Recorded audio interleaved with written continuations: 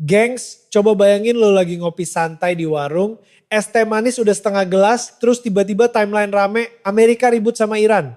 Nah, yang bikin kocak atau tragis itu bukan cuma soal roket dan pidato panas. Yang bakal kena duluan seringkali bukan markas militer, tapi dompet kita yang lagi diet, rupiah, yang udah gampang baper sama harga-harga yang hobi naik tanpa pamit. Jadi hari ini gue mau ngajak lo jalan-jalan sebentar, bukan ke mall, tapi ke peta dunia. Santai aja, ini bukan kuliah ekonomi yang bikin ngantuk. Anggap aja kita lagi ngobrol sambil nunggu gorengan matang, tapi obrolannya levelnya global. Begini, setiap kali Timur Tengah panas, dunia itu kayak kompor gas yang apinya gede. Kenapa? Karena di situ ada urat nadi yang namanya minyak.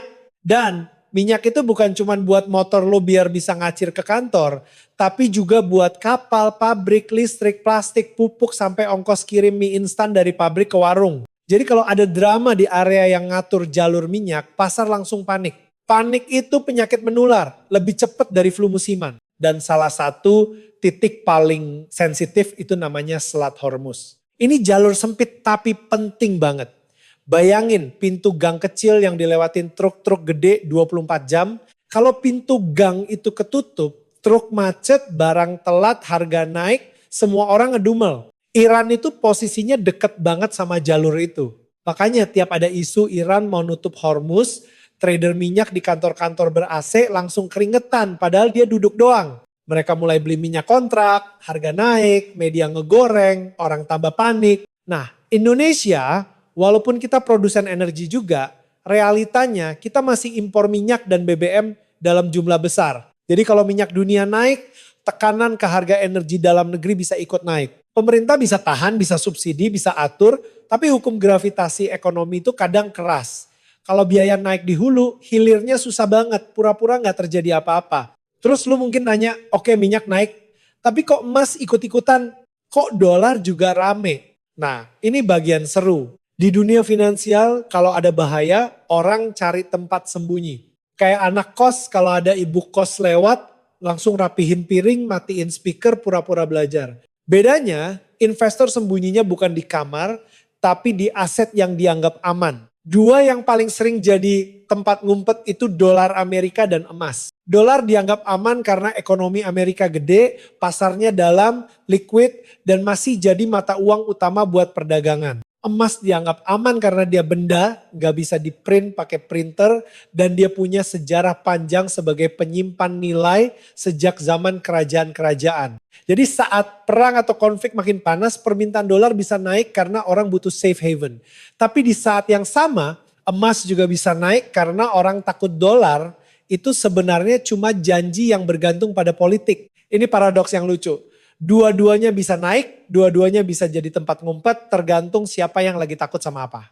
Dan kalau lo tinggal di Indonesia, efeknya bisa kerasa lewat kurs. Kalau dolar menguat, rupiah bisa tertekan.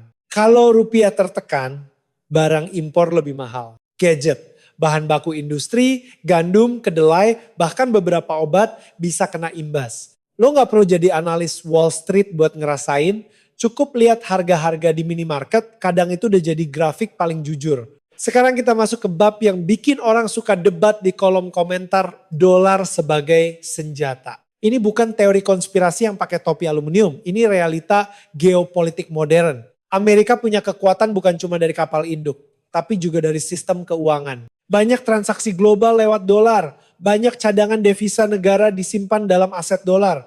Dan sistem pembayaran internasional, banyak yang nyambung ke jaringan yang pengaruhnya kuat dari barat. Nah, ketika ada negara yang dianggap musuh atau melanggar aturan versi Amerika dan sekutunya, salah satu cara menekan adalah sanksi. Akses ke dolar dibatasi, aset dibekukan, transaksi dipersulit. Iran udah lama ngerasain itu. Sanksi bikin mereka susah jual minyak secara normal, susah terima pembayaran via bank internasional, susah impor barang tertentu. Makanya Iran cari cara lain, barter, transaksi lewat pihak ketiga, pakai mata uang lain, bahkan pakai emas. Jadi waktu lo denger cerita emas dipakai buat bayar ini itu, konteksnya sering muncul karena jalur dolar ditutup. Dan dunia belajar dari kasus-kasus begini. Kalau suatu hari lo berseberangan politik sama pemilik sistem, lo bisa kejebak. Nah, titik balik psikologis terbesar beberapa tahun terakhir adalah ketika aset Rusia dibekukan setelah invasi ke Ukraina. Banyak negara ngelihat itu dan mikir, kalau Rusia yang punya nuklir aja bisa dibekuin, gimana dengan gua? Pertanyaan itu nyangkut di kepala bank sentral. Mereka bukan anak muda yang gampang FOMO.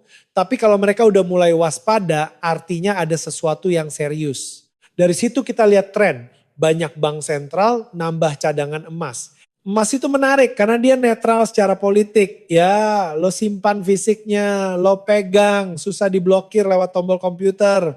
Emang penyimpanannya butuh brankas, tapi setidaknya nggak bisa dibekukan lewat email. Disinilah masuk cerita Cina. Cina itu bukan cuma pabrik dunia, tapi juga pemain besar di papan catur finansial. Mereka punya cadangan devisa besar, mereka berdagang kemana-mana, dan mereka juga punya rivalitas strategis dengan Amerika. Jadi wajar kalau mereka mikir jangka panjang. Gimana kalau suatu hari hubungan makin jelek? Apa aman simpan cadangan dalam aset yang bisa dipengaruhi lawan? Makanya ada narasi Cina rajin beli emas. Pelan-pelan, konsisten, kadang bikin orang curiga jumlah aslinya lebih besar dari yang diumumin. Mereka juga bangun ekosistem perdagangan emas, pasar fisik dan jaringan yang bikin mereka nggak tergantung sepenuhnya sama pusat keuangan tradisional barat. Tapi penting, ini bukan berarti besok pagi dolar langsung tumbang dan yuan langsung jadi raja. Dunia itu nggak segampang ganti nomor HP. Dolar masih dominan karena jaringan, kebiasaan, kepercayaan, dan skala pasar Amerika. Tapi yang berubah adalah orang mulai ngebayangin dunia multipolar. Bukan satu mata uang yang ngatur semuanya, tapi beberapa. Dalam dunia kayak gitu, emas sering dianggap jembatan. Karena dia diterima lintas blok politik. Lo mau pro siapa, emas tetap emas. Dia nggak peduli lo fans klub mana. Sekarang balik ke konflik Amerika-Iran. Apa hubungannya sama proses pergeseran ini? Hubungannya ada di dua jalur. Jalur pertama, konflik meningkatkan risiko dan bikin orang cari aman. Sehingga emas naik dan negara-negara makin sadar pentingnya diversifikasi. Jalur kedua, konflik sering diikuti sanksi, blokade, pembatasan transaksi yang bikin negara terdorong nyari jalur non-dolar. Iran itu contoh hidup dari ekonomi yang dipaksa adaptasi tanpa akses normal ke dolar. Setiap kali Amerika tekan Iran, pesan diam-diamnya ke negara lain adalah sistem ini bisa dipakai buat menekan. Dan setiap kali pesan itu muncul, minat untuk punya plan B ikut naik. Indonesia sendiri gimana? Kita ini posisinya unik. Kita nggak mau ikut blok-blokan ekstrim, kita pengen stabil, dagang jalan, investasi masuk, harga-harga terkendali. Tapi kita juga hidup di dunia yang transaksi globalnya masih banyak pakai dolar. Cadangan devisa kita sebagian besar dalam bentuk aset falas. Dan dolar tetap komponen penting. Tuh. Jadi kalau dolar naik tajam, rupiah bisa melemah, Bank Indonesia bisa perlu intervensi, suku bunga bisa dipertimbangkan, dan pasar domestik bisa ikut gelisah. Bukan karena Indonesia lemah, tapi karena sistem global memang begitu. Lo main bola di lapangan yang aturannya dibuat orang lain, lo harus jago adaptasi. Terus soal BBM. Ini bagian yang bikin semua orang langsung pasang telinga. Kalau minyak dunia naik karena konflik, tekanan ke harga energi domestik naik. Pemerintah bisa tahan lewat subsidi, tapi subsidi itu ada biayanya. Kalau subsidi membengkak, anggaran negara ketarik. Kalau anggaran ketarik, ruang buat program lain bisa menyempit. Dan kalau ruang menyempit, ekonomi bisa terasa berat. Ini bukan prediksi kiamat, tapi rantai sebab akibat yang masuk akal. Makanya tiap ada berita Timur Tengah panas, orang Indonesia yang gak pernah buka peta pun bisa tiba-tiba jadi ahli geopolitik, minimal ahli ngomel di grup keluarga. Nah, emas di Indonesia juga punya tempat spesial. Orang tua kita suka bilang, beli emas saja nak, biar aman. Kadang itu terdengar kayak nasihat klasik yang basi tapi ada logikanya. Di saat rupiah lemah dan inflasi naik, emas sering naik dalam rupiah. Tapi jangan juga disalahpahami seolah emas selalu naik tanpa resiko. Harga emas juga bisa turun, bisa sideways, bisa bikin lo bosan. Cuma dalam konteks ketidakpastian besar, emas sering jadi simbol rasa aman. Dan rasa aman itu mahal. Sama kayak bayar parkir di mall. Lo bayar bukan cuma tempat, tapi ketenangan. Sekarang kita bahas satu elemen lagi. Psikologi massa dan media. Konflik Amerika-Iran itu bahan bakar berita. Media suka headline yang bikin jantung deg-degan. Pasar juga suka drama, karena volatilitas itu kesempatan buat sebagian orang. Tapi buat masyarakat biasa, volatilitas itu sering berarti harga nggak jelas. Jadi penting buat kita pisahin mana risiko nyata, mana noise. Misalnya, satu serangan kecil belum tentu berarti perang total. Tapi pasar bisa bereaksi berlebihan duluan. Dan reaksi berlebihan itu yang bikin harga minyak dan emas bisa loncat-loncat. Kalau lo mau bikin cerita ini enak dicerna orang Indo, lo harus selalu balik ke pertanyaan. Oke, ini pengaruhnya ke gua apa? Jawabannya biasanya masuk 3 kategori, harga, energi, kurs, dan sentimen investasi. Harga energi mempengaruhi ongkos hidup. Kurs mempengaruhi harga barang impor dan stabilitas. Sentimen investasi mempengaruhi pasar saham, obligasi, dan aliran modal. Kalau investor asing takut, mereka bisa tarik uang, rupiah tertekan. Kalau mereka tenang, dana masuk, rupiah lebih stabil. Jadi konflik jauh pun bisa nyentuh kita lewat jalur uang yang jalan di bawah radar. Sekarang gue kasih ilustrasi sederhana. Anggap dunia itu kayak pasar Tanah Abang. Dolar itu kayak uang pecahan yang paling diterima semua pedagang. Kalau ada pedagang besar tiba-tiba ngancam bakal ngeblokir uang pecahan itu dari beberapa kios lain akan mikir gue harus punya alternatif. Minimal simpan barang yang nilainya universal. Emas itu kayak kain yang selalu laku, mau tren berubah pun orang masih butuh. Sementara konflik Amerika-Iran itu kayak keributan di pintu masuk pasar yang bikin orang panik. Ada yang kabur, ada yang belanja borong, ada yang malah cari kesempatan. Dalam situasi ribut yang punya stok dan strategi biasanya lebih tenang. Nah, apakah artinya Indonesia harus anti dolar dan cuma pegang emas? Enggak juga. Indonesia itu negara besar dengan ekonomi yang kompleks. Kita butuh stabilitas, kita butuh cadangan falas yang liquid buat bayar impor, bayar utang, jaga pasar. Dolar masih berguna, tapi pelajaran besarnya adalah diversifikasi. Sama kayak lu jangan taruh semua duit di satu e-wallet doang. Karena kalau aplikasinya error pas tanggal tua, lu nangis. Negara juga begitu, cuman versi raksasa. Sekarang bagian yang sering bikin orang ketawa pahit. Perang itu mahal, tapi kadang malah bikin sebagian orang kaya. Kenapa? Karena ketika harga minyak naik, perusahaan energi untung. Ketika harga emas naik, penambang untung. Ketika volatilitas tinggi, trader yang jago bisa untung. Tapi buat masyarakat umum, yang kerasa adalah biaya hidup naik. Makanya di setiap siklus konflik ada ketimpangan efek. Ini bukan soal baik atau jahat, ini soal struktur. Dan struktur itu yang perlu dipahami biar kita nggak gampang keprovokasi narasi ini semua salah si A tanpa lihat mekanismenya.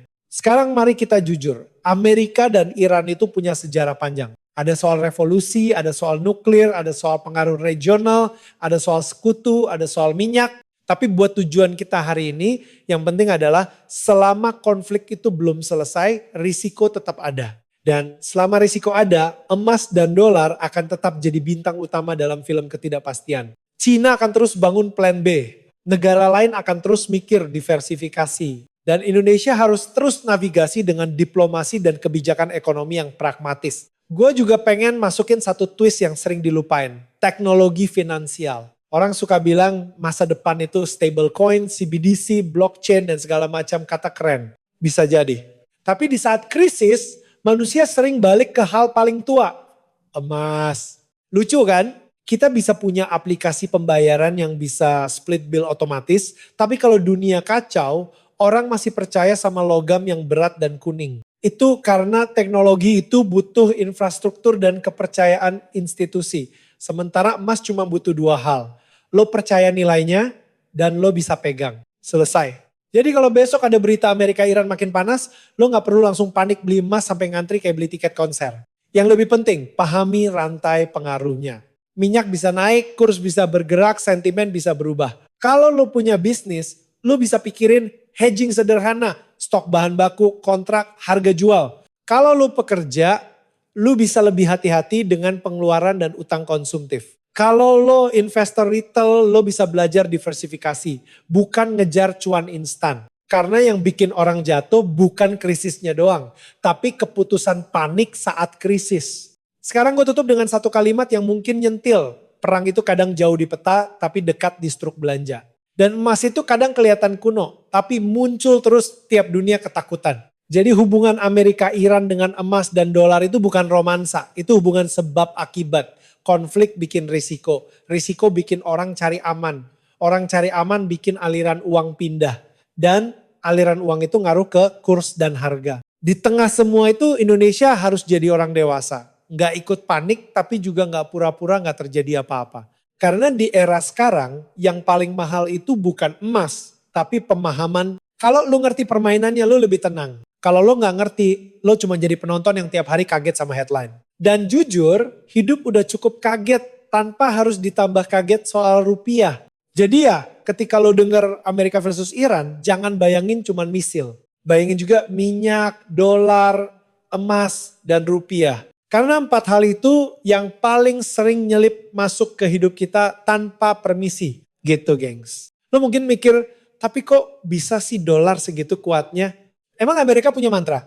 Mantranya bukan jampi-jampi, tapi sejarah dan kebiasaan. Dulu setelah Perang Dunia Kedua, negara-negara butuh sistem yang bikin perdagangan lancar. Mereka sepakat bikin aturan main dolar jadi pusat karena Amerika punya cadangan emas gede dan industrinya kuat. Waktu itu dolar seolah-olah punya SIM yang ditempelin emas. Ada janji bisa ditukar. Tapi lalu Amerika kebanyakan belanja perang, program sosial dan segala macam, akhirnya janji itu nggak sanggup dipenuhi. Tahun 1971, pintu penukaran emas ditutup. Bayangin lo punya warung, awalnya janji tiap kupon bisa ditukar mie instan, terus tiba-tiba lo bilang, kuponnya tetap berlaku, tapi mie instannya nggak bisa ditukar lagi. Orang awalnya marah, tapi karena semua orang udah kebiasaan pakai kupon itu, akhirnya mereka tetap pakai. Itu kekuatan jaringan. Kalau semua orang pakai, susah pindah. Terus datang petrodollar. Ini semacam bundle package paling jenius sekaligus bikin banyak negara geleng-geleng. Minyak yang jadi bahan bakar ekonomi modern dijual pakai dolar. Jadi negara yang butuh minyak harus punya dolar. Kalau harus punya dolar, mereka simpan dolar. Kalau mereka simpan dolar, mereka beli aset Amerika, terutama surat utang pemerintah. Dengan begitu Amerika bisa pinjam dengan biaya murah dan ekonomi global otomatis jadi pelanggan tetap. Ini kayak lo bikin aturan di tongkrongan. Siapapun yang mau ikut main futsal harus bayar pakai QR dari akun lo. Lama-lama semua orang isi saldo ke akun lo dan lo bisa ngatur permainan. Orang yang gak mau ikut ya silakan, tapi dia gak main. Nah, sekarang bayangin kalau konflik Amerika-Iran bikin harga minyak naik. Dalam sistem petrodolar, kebutuhan dolar buat beli minyak bisa meningkat. Tapi bersamaan dengan itu, negara-negara juga makin sadar minyak itu bisa jadi titik rawan. Jadi beberapa negara mulai coba dagang pakai mata uang sendiri atau setidaknya sebagian. Contohnya di Asia Tenggara ada konsep local currency settlement. Biar perdagangan antar negara nggak selalu lewat dolar. Ini bukan gerakan dramatis kita buang dolar. Tapi lebih ke ya udah kalau bisa langsung rupiah keringgit atau baht, kenapa harus muter dulu ke dolar? Buat rakyat ini terdengar teknis. Tapi buat sistem ini pelan-pelan ngurangin dominasi.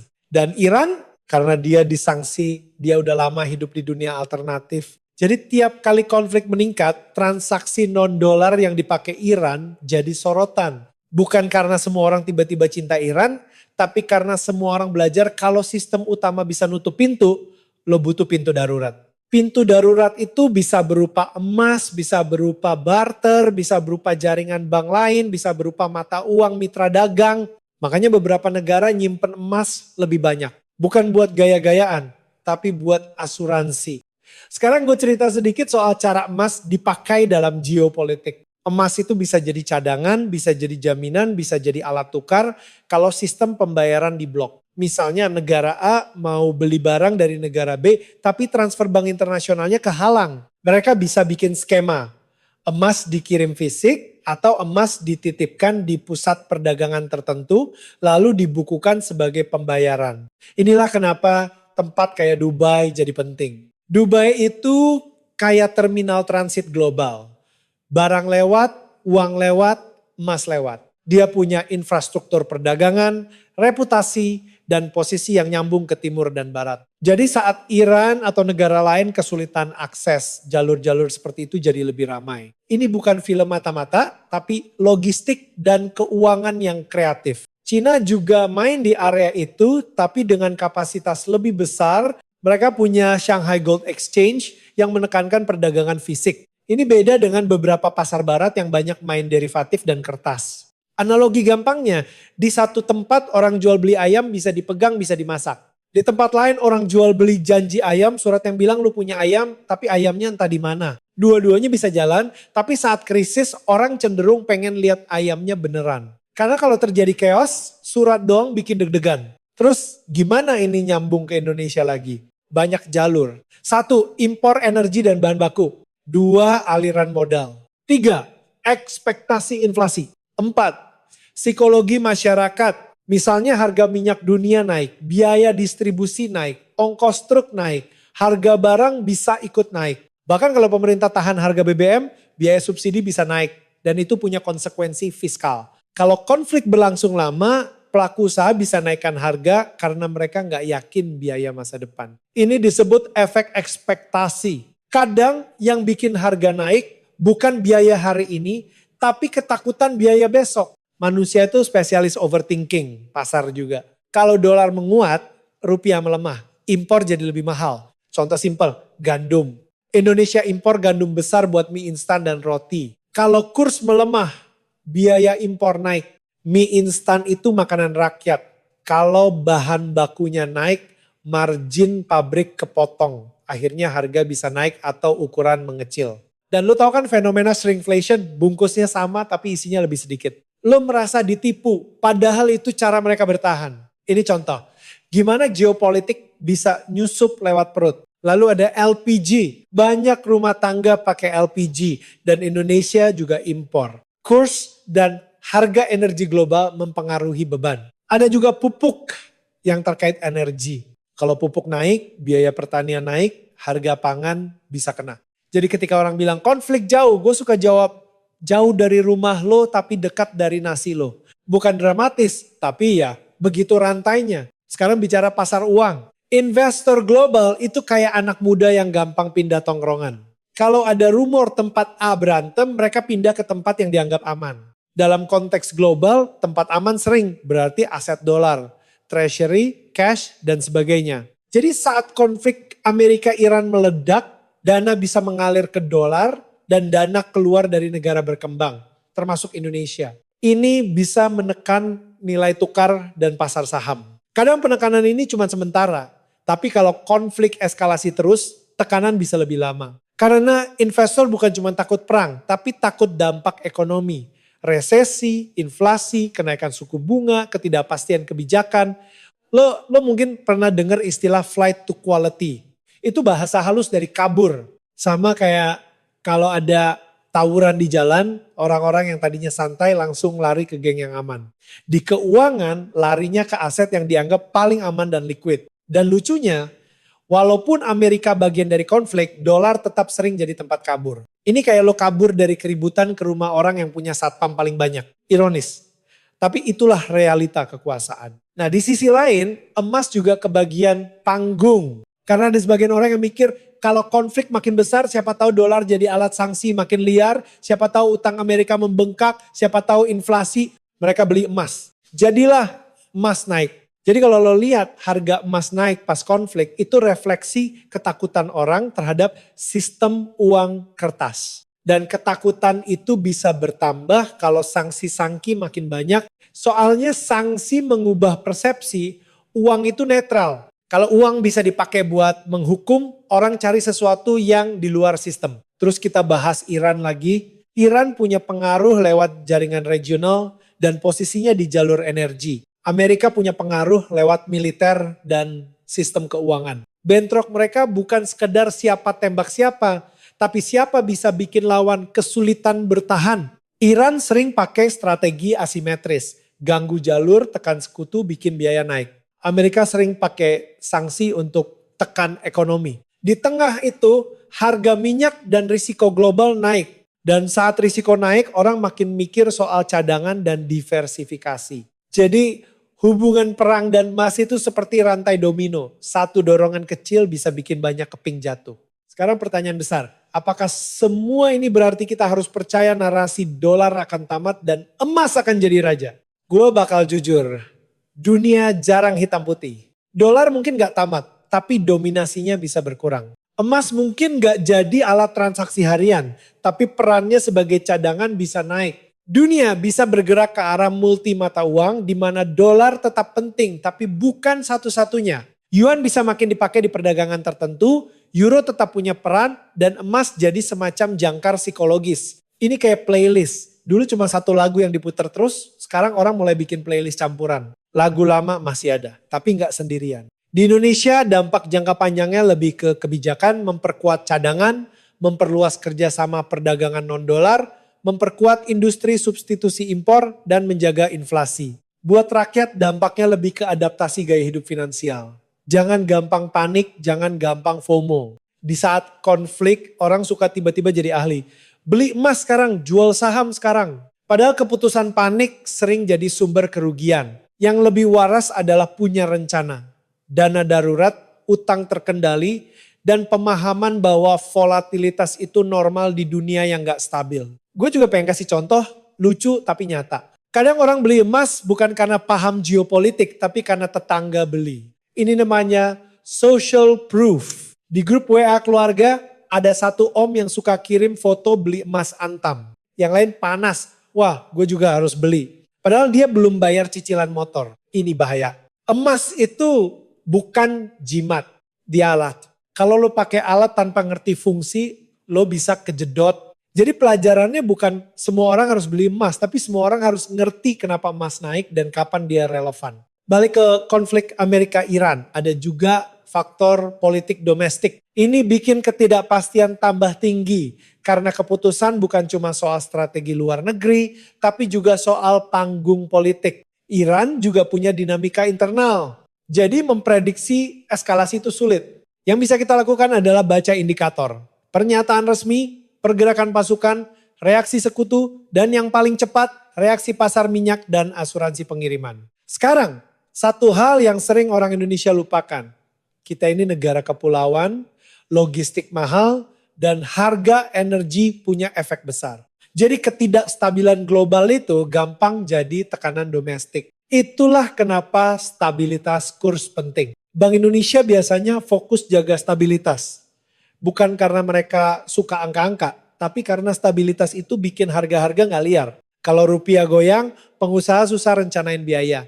Dan itu bisa memperlambat investasi. Jadi perang jauh bisa mengganggu rencana pabrik baru di Jawa atau Sulawesi. Kedengarannya jauh, tapi rantainya ada. Terakhir gue mau ajak lo lihat ini sebagai cerita tentang kepercayaan. Uang itu pada dasarnya adalah kepercayaan yang diinstitusikan. Dolar kuat karena dunia percaya Amerika dan sistemnya. Tapi ketika sistem itu dipakai sebagai senjata, kepercayaan sebagian orang retak. Retak kecil nggak langsung bikin rumah roboh. Tapi retak bisa melebar kalau diguncang terus. Konflik Amerika-Iran adalah salah satu guncangan rutin yang bikin orang ingat. Geopolitik itu nyata. Dan saat orang ingat mereka cari pelindung. Pelindung itu bisa dolar, bisa emas, bisa diversifikasi. Itulah hubungan besarnya. Jadi kalau lo tanya apa hubungannya perang Amerika-Iran dengan emas dan cerita Cina, jawabannya perang bikin risiko dan memperkuat dorongan dunia untuk punya alternatif terhadap dominasi tunggal. Cina adalah pemain terbesar yang siap bikin alternatif. Iran adalah contoh negara yang dipaksa hidup tanpa akses dolar. Indonesia adalah negara yang harus pinter-pinter jaga stabilitas sambil tetap fleksibel. Dan lo sebagai orang biasa cukup jadi versi paling waras dari diri lo. Ngerti alurnya, gak panik tapi juga gak cuek. Karena di zaman sekarang cuek itu mahal, panik lebih mahal lagi.